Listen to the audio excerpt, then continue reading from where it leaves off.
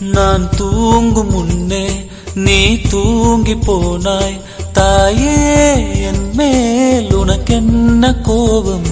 கண்ணான கண்ணே, என் தெய்வ பெண்ணே, கண்ணில் தூசி நீ ஊத வேண்டும். ஐயோ ஏன் இந்த சாபம்? எல்லாம் என்றோ நான் செய்த பாவம்.